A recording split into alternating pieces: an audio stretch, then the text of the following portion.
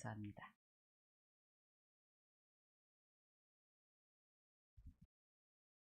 오늘 우리에게 주신 하나님의 말씀은 요한복음 2장 13절로 22절 말씀입니다. 13절로 22절 교독으로 함께 봉독합니다. 유대인의 유월절이 가까운지라 예수께서 예루살렘으로 올라가셨더니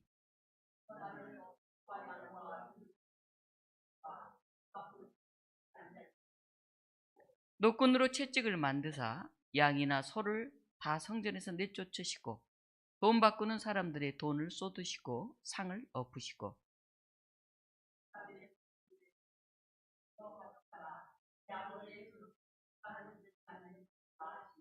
제자들이 성경 말씀에 주의 전을 사모하는 열심이 나를 삼키리라 한 것을 기억하더라.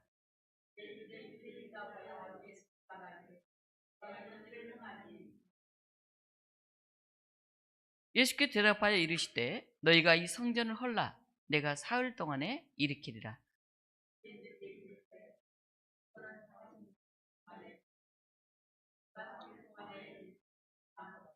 그러나 예수는 성전된 자기 육체를 가리켜 말씀하신 것이라.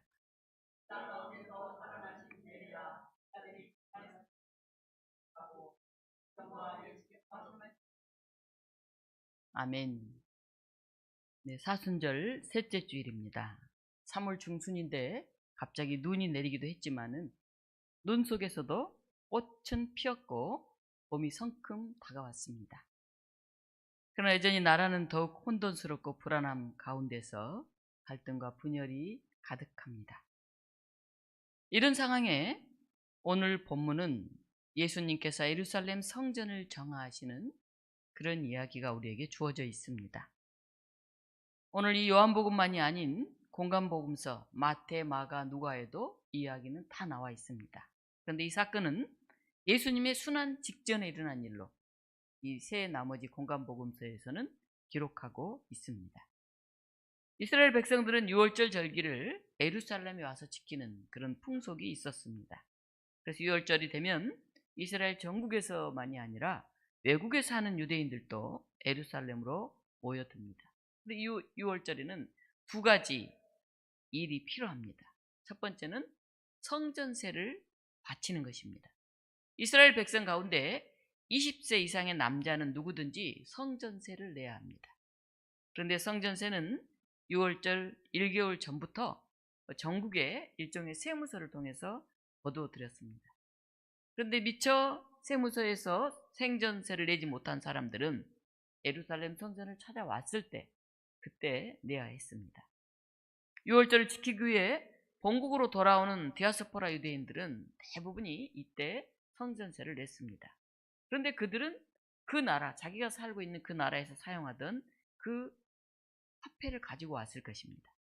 또 전국 각지에서 온 유대인들 중에 성전세를 내지 않는 사람들도 당시에 로마 치하에 있었기 때문에 로마에서 사용하는 그런 돈을 가지고 왔습니다. 그래서 이들은 성전세를 내려면 유대 사회에서 통용되었던 그런 유대 화폐로 바꾸어서 내야 됐습니다. 하나님의 거룩한 성전에 로마 돈이라든가 다른 나라에 쓰는 그런 돈들은 허용되지 않았기 때문입니다. 그래서 예루살렘 성전에는 성전세를 내는 사람들, 그들에게 편의를 제공하기 위해서 그것을 이렇게 환전해주는, 돈을 바꿔주는 그런 환전소가 있었습니다. 그런데 문제는 그 제도를 악용하는 사람들이 있었습니다. 그냥 적당하게 바꿔주면 되는데 굉장히 높은 수수료를 받아가지고 바꿔줬습니다. 그래서 가만히 앉아서 돈 한번 바꿔주면서 많은 이익을 얻을 수 있었기 때문에 나중에는 이 제사장들이 환전소 독점권을 어느 누구에게 딱 주고 그 이익을 나누어 갖는다 하는 그런 얘기도 있었습니다. 또 6월절에 행해지는 두 번째는 예루살렘 성전을 방문하는 사람들은 다 희생 제사를 드려야 했습니다. 그런데 희생 제사는 소나 양이나 비둘기로 드려졌습니다. 소는 비교적 경제적으로 여유가 있는 사람들, 그런 사람이 드렸고요. 양은 평범한 이런 중산층들이 드렸는데 매우 가난한 사람들, 양 한 마리 사기가 얼마나 힘이 듭니까? 그런 사람들은 비둘기로 대신해서 드릴 수가 있었습니다.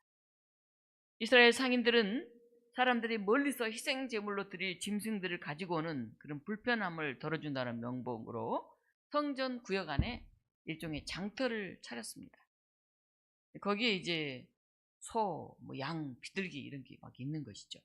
그래서 사람들은 생각할 때 우리 교회 같이 이렇게 생각하면 어디에 소나 양이나 비둘기를 놔둘까? 이런 생각을 하기가 쉽습니다. 그런데 이 성전이라고 하면 예루살렘 성전은 성소가 있고 지성소가 있고 또 성전 뜰이 있고 이방인 구역으로 나뉘어져 있을 만큼 굉장히 큰 그 전체를 가르쳐서 성전 안에서 이렇게 얘기를 했습니다. 한번 그림 한번 볼까요? 네. 네.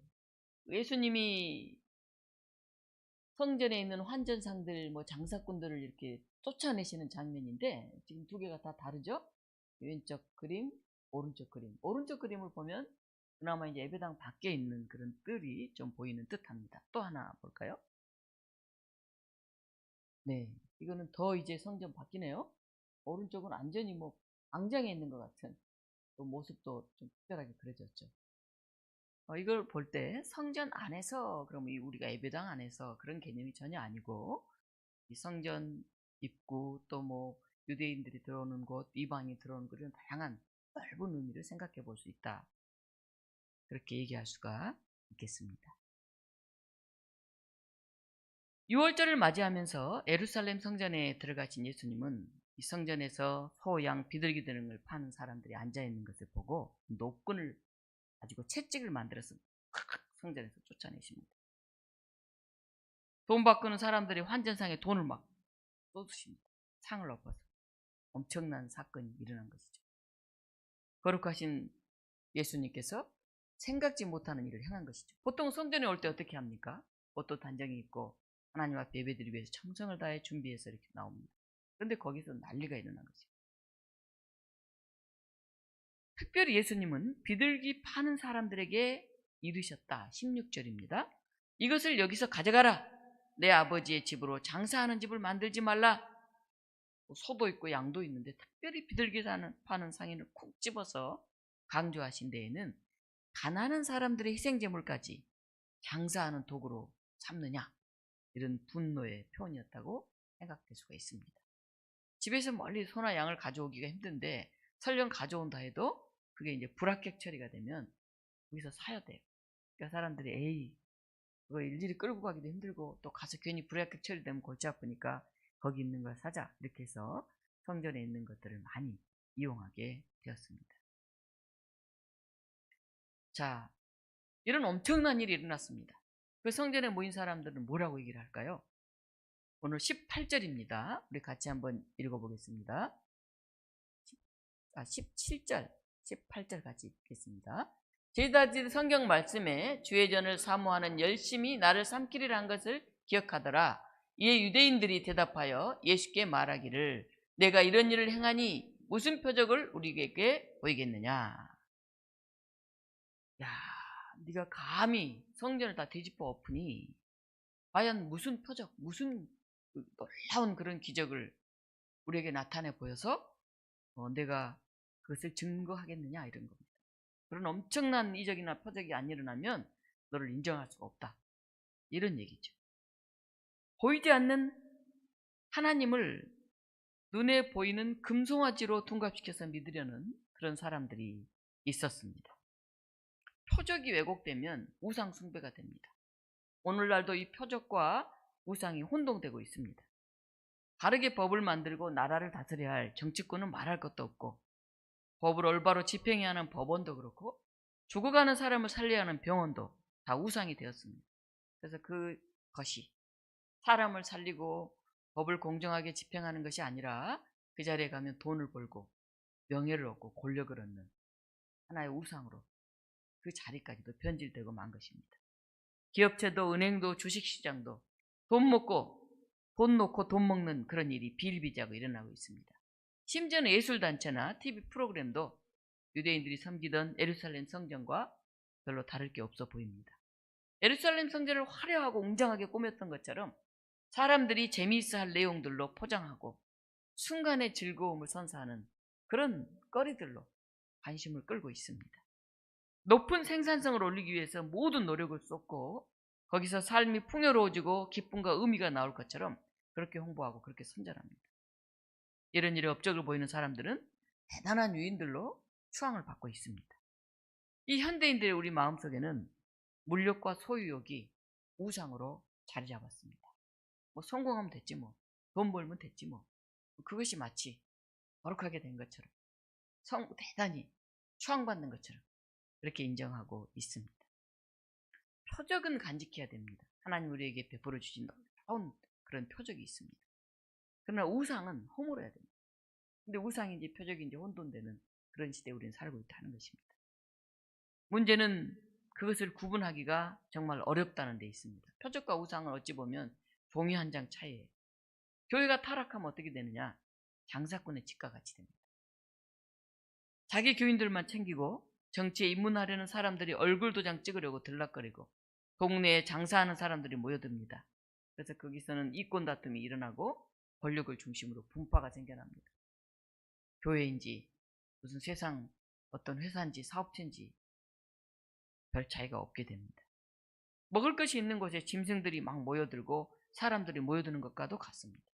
심지어는 하나님의 말씀을 증거하는 목사가 절대화되면 이단의 교주가 됩니다.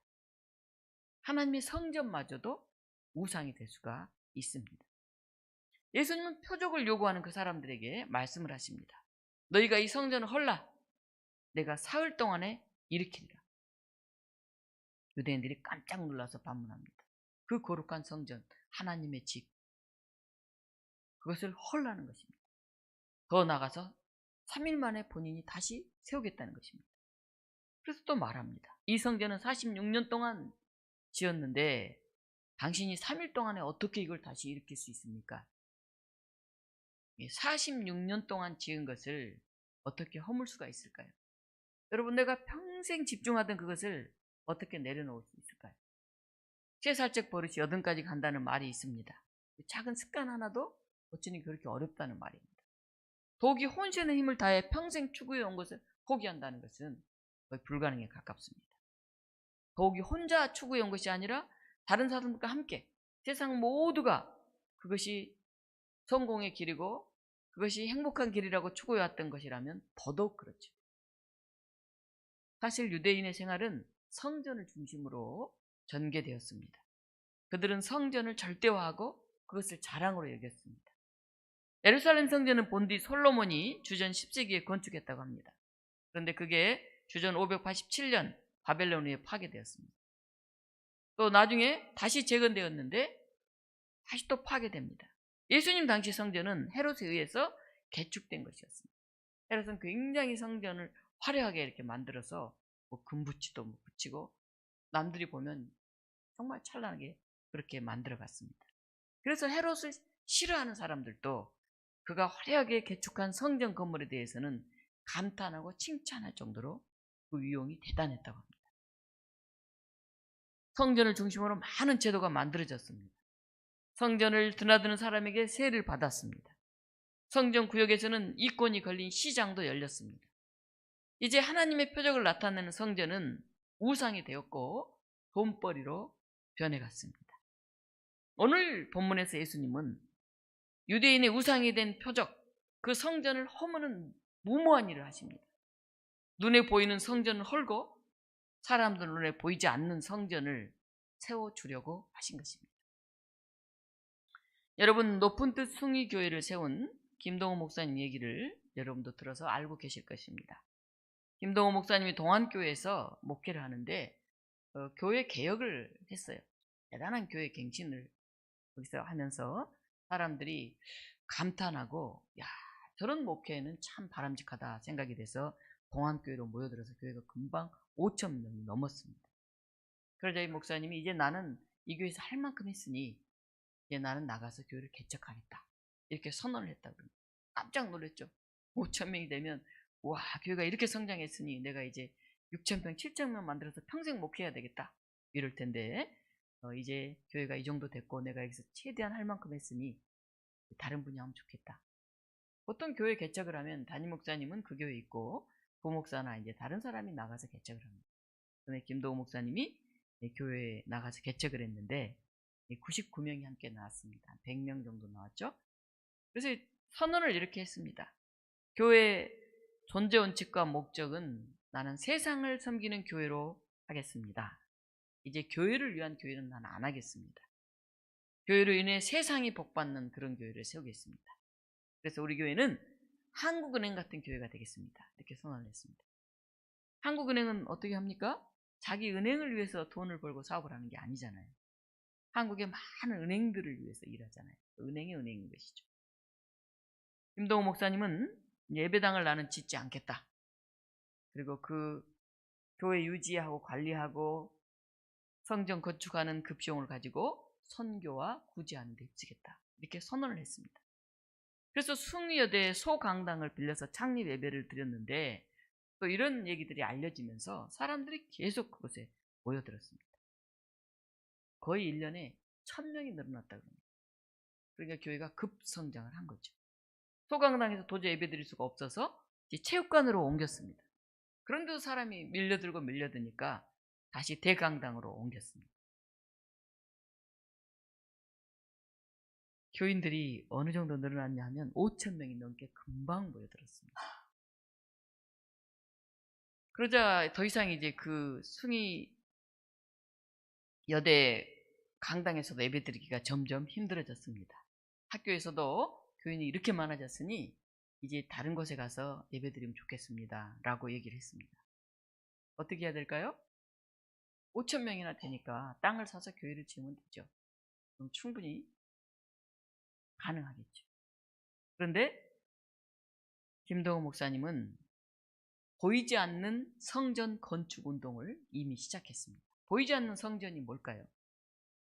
그 중에 하나를 예를 들면 서울역 쪽방촌에 가서 어려운 가정을 돕기를 시작했습니다. 그리고 열매 나눔 재단을 만들어 가지고 인재 양성에 힘썼고 한부모 결식 아동 돕기 뭐 이런 나눔 운동에 힘썼습니다. 서울역에 쪽방촌이 있습니다. 지금도 있습니다.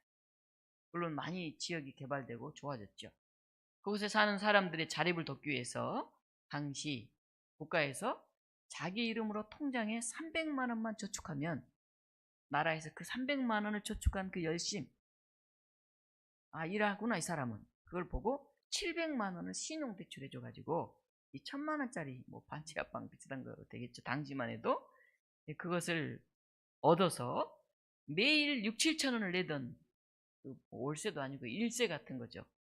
그것을 모아서 원금을 갚고 자기 돈을 모을 수 있는 그런 꿈에 제대했다고 합니다. 여러분 어떻습니까? 300만 원 모으기 쉬울 것 같습니까?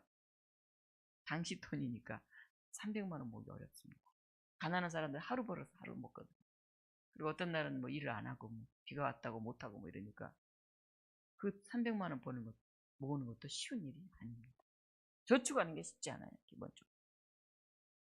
그래서 높은 뜻 숭의교회에서 150만 원까지만 모으면 교회에서 150만 원을 빌려주겠다. 이렇게 약속을 하고 쪽방 탈출원금을 시작했습니다. 그런데 한 집에 가니까 할머니가 손녀를 기르고 있어요. 가만히 보니까 이 손녀의 아버지는 감옥에 가게 되었고, 그러자 어머니가 젖먹이를 버려뒀고 도망을 갔어요. 할머니가 손녀를 기르게 된 거죠. 뭐 할머니가 얼마나 돈을 벌겠어요. 300만 원 모으는 것도 어렵죠. 근데 150만 원을 지원해 줬더니 아주 풍푼히 이렇게 저렇게 정말 돈을 모으기 시작했습니다. 나중에 그 아버지가 형을 살고 청송교도소에 나왔는데 당뇨가 너무 심해서 몇 달밖에 살지 못한다는 그런 판정을 받고 돌아왔습니다. 뭐 돈을 벌어야 되는 게 아니라 오히려 도와줘야 되는 그런 처지가 된 거죠. 사실 이 젖먹이 아이를 교회가 분유, 기저귀를 다 대주면서 거의 아이를 이렇게 돌보다시피 했어요. 청년들이 학습지를 가지고 가서 아이 공부도 가르쳐주면서 이 아이를 열심히 어떻게 보면 키운 거죠. 할머니하고 같이. 할머니가 드디어 150만 원을 마련했어요. 이 아이가 초등학교 들어갈 때쯤이었습니다. 얼마나 열심히 오랫동안 모았겠어요. 교회에서 150만 원을 도저히 받을 수가 없어서 그 초등학교 입학하는 아이에게 장학금으로 다시 전해주었다고 합니다. 그 외에도 보이지 않는 성전 건축 운동으로 미천 나눔 운동을 시작해서 정말 어려운 사람이 자립할 수 있도록 성실하게 일하는 어떤 사람에게 6천만 원을 지원해서 김밥 천국을 차려서 자리를 잡고 이제 그것을 조금씩 갚아가는 그런 일들을 했고, 또 한 사람에게는 이동 세차를 시작해서 이제 안정될 수 있도록 그런 일들을 했습니다. 예배 참석자가 5,200명에 이르렀는데 학교에서도 이제 나가달라고 하고 또 갈 곳도 없지 않습니까? 그래서 이때쯤 이제 교회를 짓겠지 이렇게 사람들이 생각했는데 놀라운 선언을 했어요. 우리 교회를 4개로 분립하겠다.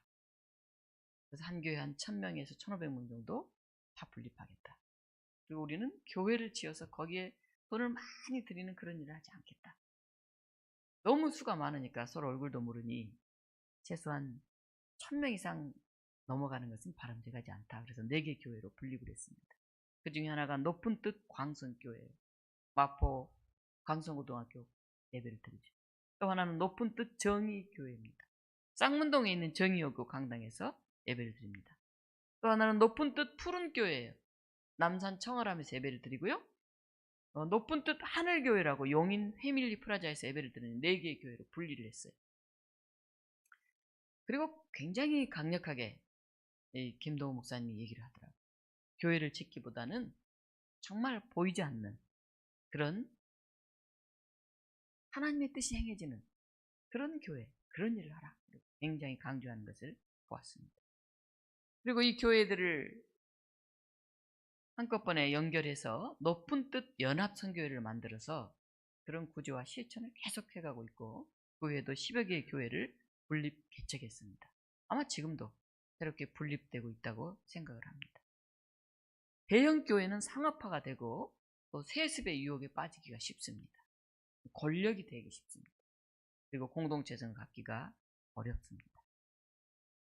정말 교회가 크고 사람이 많다, 그걸 자랑하기 이전에 그 교회가 하나님의 뜻을 행하는 교회다운 교회인가, 교인들 간에 진정한 친교와 교제가 있는가, 우리는 이것을 먼저 물어야 할 것입니다. 사람들이 표적을 그럼 보여라 이렇게 말하는 그런 모습 앞에서 예수님이 말씀하십니다. 너희가 이 성전을 헐라 내가 사흘 만에 일으키리라. 성전을 크게 짓겠다고 얘기하신 게 아니에요. 황금으로 곳곳에 치장된 화려하고 웅장한 예루살렘 성전을 향해서도 장사꾼이 속으리라고 얘기하시면서 헐어버리고 예수님이 사흘 만에 다시 짓겠다고 하셨습니다. 우리도 눈에 보이는 성전에 급급하지 말고 보이지 않는 그런 성전을 지어야 합니다.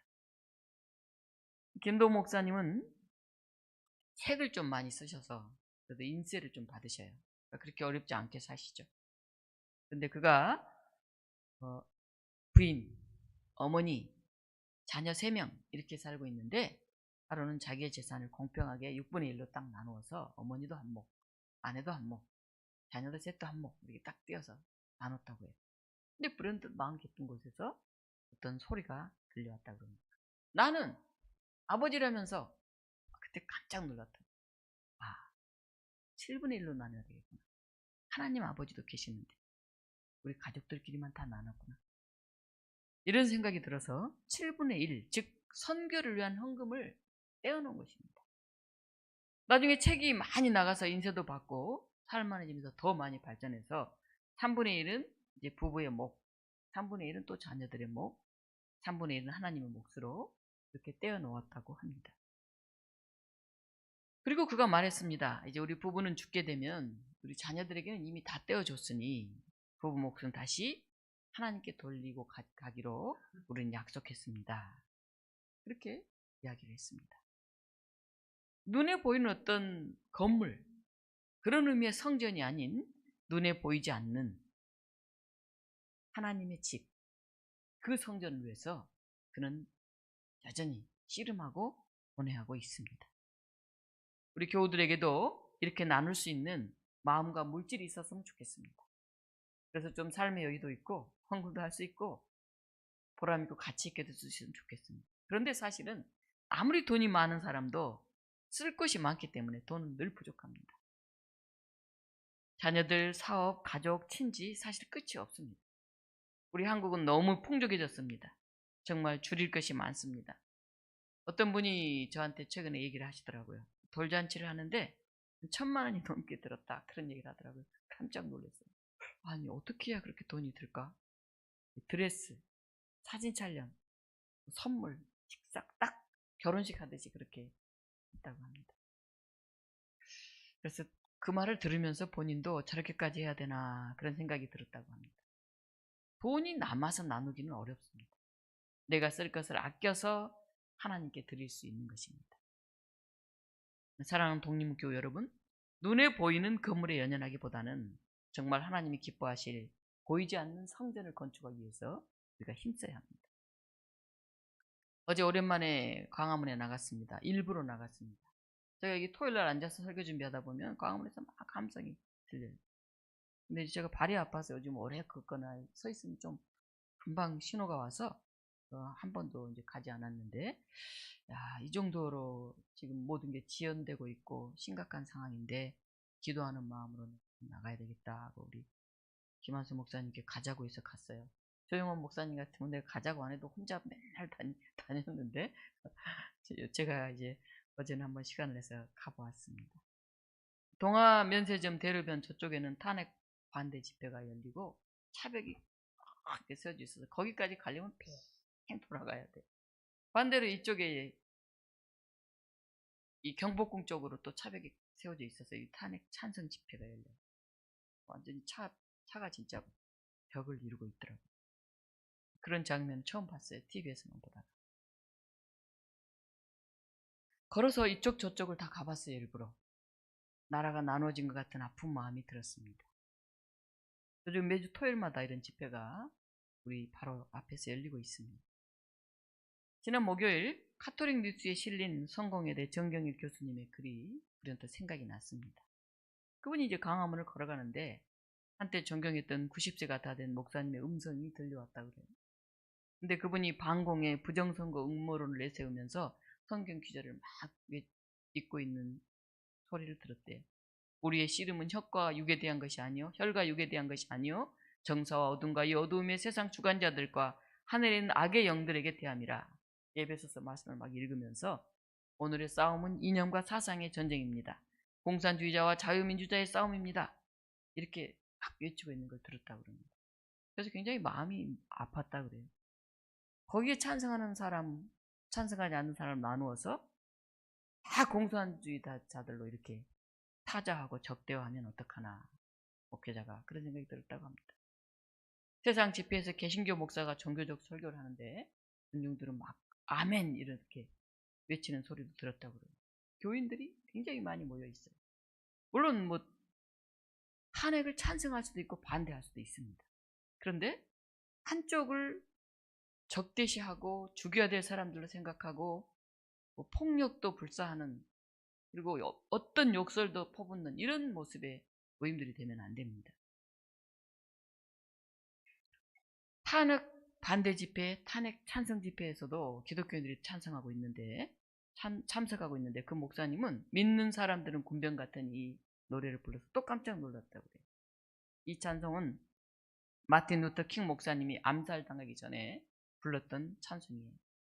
1955년 1월 5일 미국 몽고메리시의 홀로코스트리트 침례교회에서 바로 며칠 전 1일에 버스에서 백인을 위한 자석이기 때문에 흑인 로사 파르크스는 다른 데로 자리를 옮겨달라 이렇게 이제 얘기했는데 그걸 거부했어요. 이 여인이. 그래서 이 여인이 체포당했는데 그것 때문에 많은 사람들이 모여서 항의하는 그런 집회를 열었습니다. 그래서 킹 목사님 여기서 믿는 사람들은 군병 같으니 이 찬송을 부른 후에 단상에 올라갔습니다. 그리고 이렇게 말했습니다.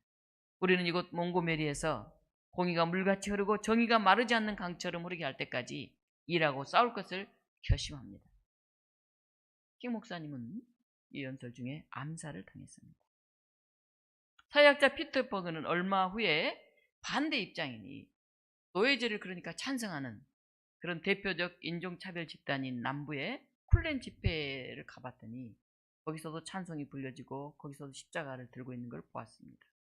그리스도교의 상징인 십자가와 찬송과 이 모든 것들이 흑인 해방을 위한 집회에서도 노예제를 당연시하는 집회에서도 서로 정반대인 정치 집회에서 모두 사용되고 있다는 사실에 큰 충격을 받았다.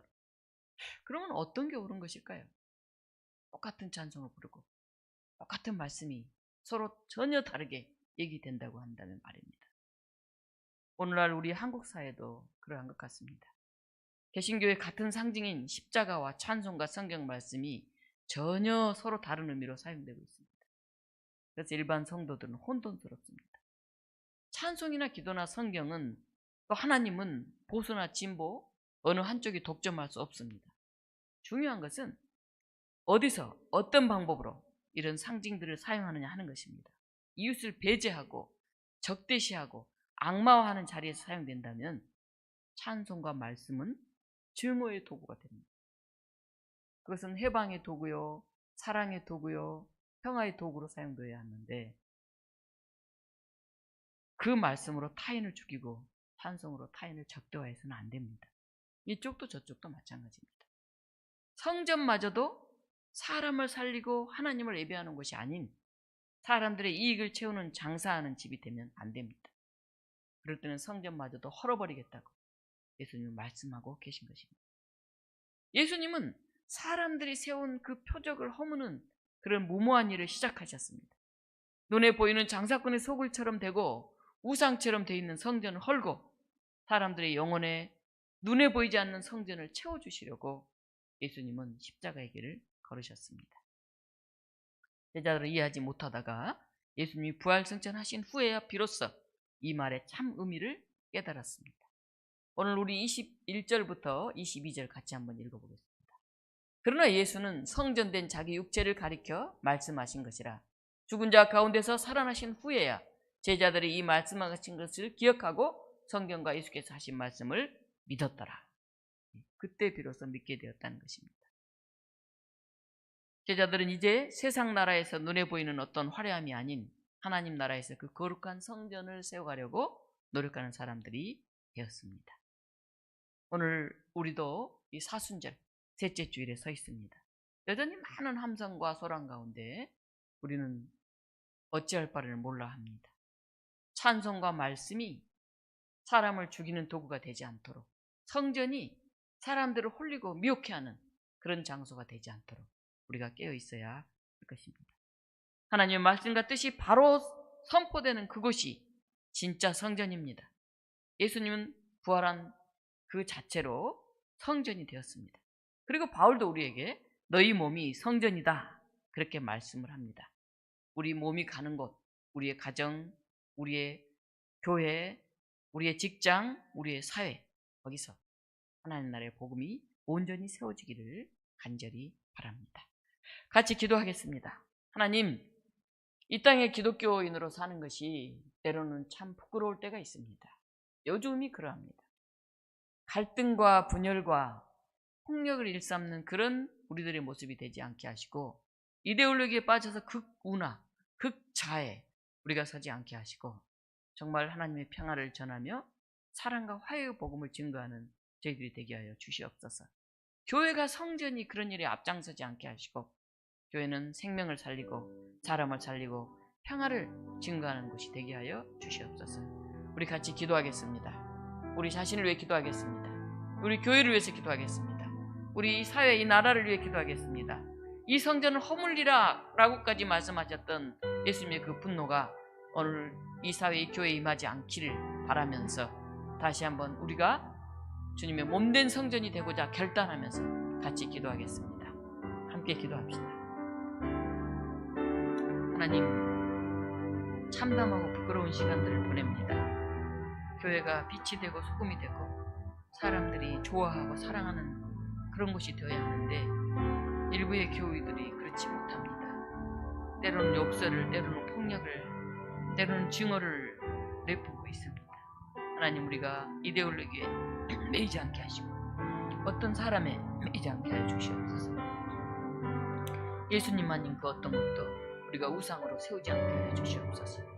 정말 사람을 살리는 그리고 하나님의 그 뜻을 전하는 평화를 만들어가는 그런 기독교가 되게 하시고 그런 교회를 세워가게 하여 주시옵소서. 하나님, 우리가 크기에 좌우되지 않게 하시고 정말 우리가 어떤 진정성으로 어떤 자리에 서 있는가를 다시 돌아볼 수 있는 이 사순절이 되게 하여 주시옵소서. 하나님, 이 나라를 긍휼히 여겨 주시옵소서. 하나님의 백성들을 불쌍히 여겨 주시옵소서. 갈등과 분열을 딛고 화합과 평화를, 그리고 이 나라의 소망을 함께 기도하는 그런 대한민국의 기독교인 될 수 있도록 역사하시고 있도록 주시옵소서. 말씀하시면서 주시옵소서.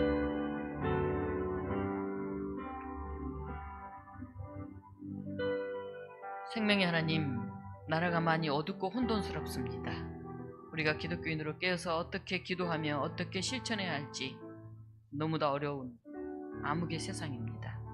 하나님, 불안하고 때로는 걱정이 되는 그런 삶 속에 우리가 서 있습니다. 나라가 안정되어 백성들을 평화롭게 만드는 그런 바른 정치가 펼쳐지게 하여 주시옵소서.